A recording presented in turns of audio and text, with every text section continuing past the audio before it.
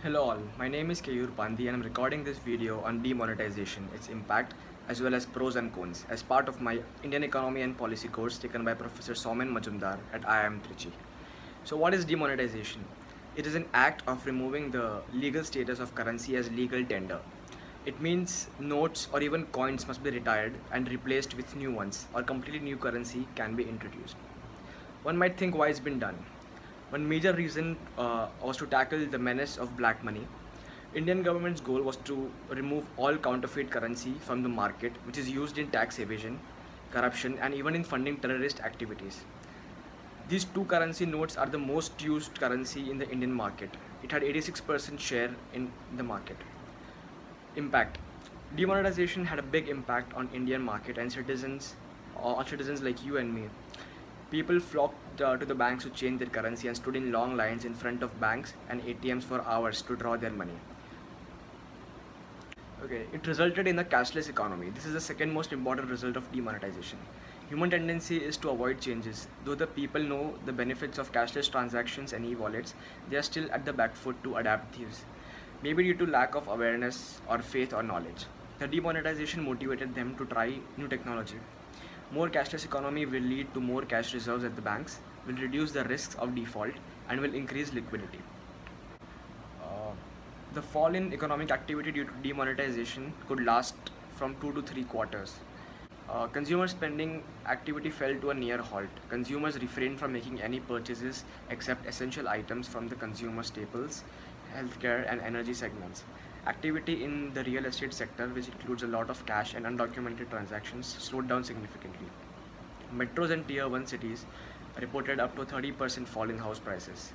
The two benchmark equity indices, the Sensex and the Nifty, fell on each trading day since the demonetization, except for November 10th and November 22nd.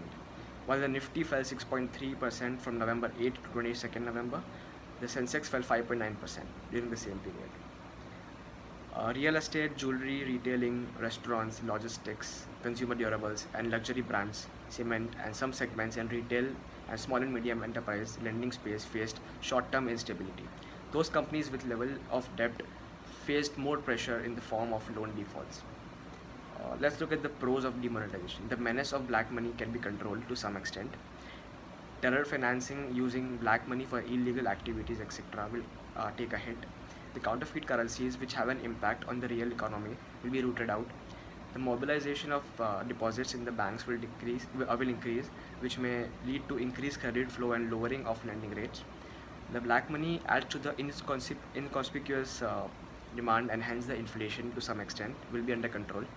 The government is also aiming to raise its revenue collection, example by taking exorbitant IT rates over certain deposits. The tax collection in other forms will also increase.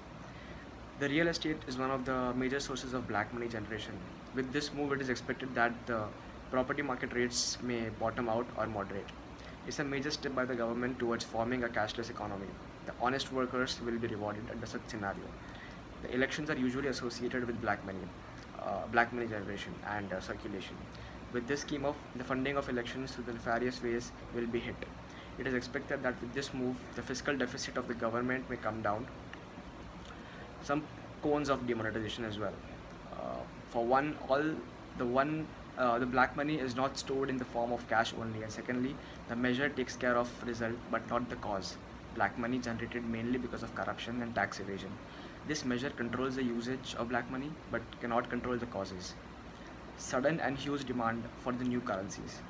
Panic amongst the common man. Already we have seen the case wherein people have looted fair price shops in Madhya Pradesh, cash carrying companies seeking higher insurance, etc. Already the panic has led to people hoarding currencies, which has further reduced liquidity in the market. The small trade shopkeepers are facing difficulties.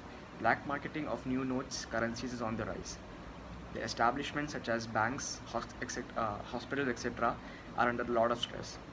Another area which is a cause of worry is a likely drop in the rural demand, as well as cash usage will become restricted. Apart from this, the experts are also expecting an impact on SME sector, agricultural production.